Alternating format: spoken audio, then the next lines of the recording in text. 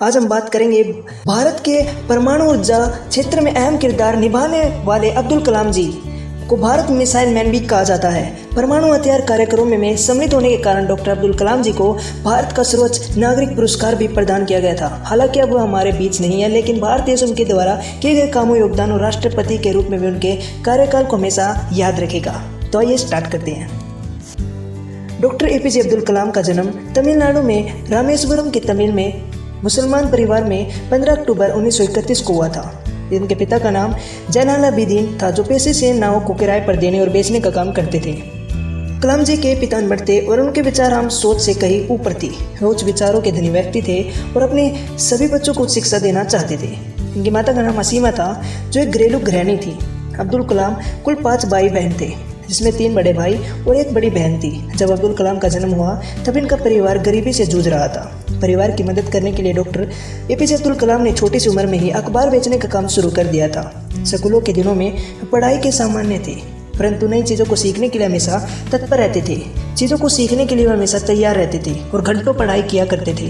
गणित विषय इनका मुख्य और रुचि वाला विषय था। डॉक्टर एपीजे अब्दुल कलाम की प्रारंभिक शिक्षा सक्वर्चिड higher secondary school Ramanathapuram Tamil Nadu से मैट्रिक की शिक्षा प्राप्त की। स्कूल के दिनों में वे अपने एक शिक्षक से बहुत ज़्यादा प्रभावित थे, जिनका नाम अयादुरे सोलेमैन था। उनके शिक्षक का मानना यह था कि ख्वाहिश, उम्मीद और यकीन को हमेशा अपने जीवन में रखना चाहिए। इन मूल मंत्रों पर काबू करना बहुत ज़रूरी है। इन तीनों मूल मंत्रों के कारण ही आप अपनी मंजिल को बिना किसी परेशानी के पा सकते हैं।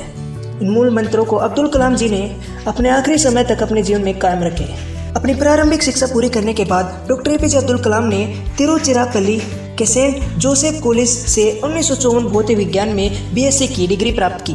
इसके बाद 1955 में मद्रास चले गए। कलाम जी को लड़ाकू पायलट बनाना था, जिसके लिए उन्होंने institute of technology in aerospace engineering में शिक्षा ग्रहण की, परंतु परीक्षा में उन्हें 9वां स्थान मिला, जबकि आईएएफ ने 8 परिणाम घोषित किए, जिसके कारण वह सफल नहीं हो पाई।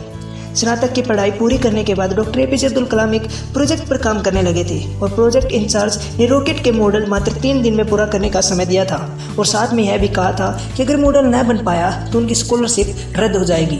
फिर क्या था, अब्दुल कलाम जी ने रात देखी ना दिन देखा, न भूख देखी ना प्यास देखी, मात्र 24 घंटे में अपने लक्ष्य को पूरा किया और रॉकेट का मॉडल तैयार कर दिया। प्रोजेक्ट इंचार्ज को विश्वास नहीं हुआ कि यह मॉडल इतनी जल्दी पूरा कैसे हो गया। उस मॉडल को देखकर प्रोजेक्ट इंचार्ज भी आश्चर्यचकित हो गए। इसी प्रकार डॉक्टर एपीजे अब्दुल कलाम ने अपने जीवन में कई चुनौतियों का डटकर सामना किया है। Thanks for watching and don't forget to like and subscribe this channel. ऐसी बायोग्राफी वीडियो देखने के लिए इस चैनल से जुड़े रहिए।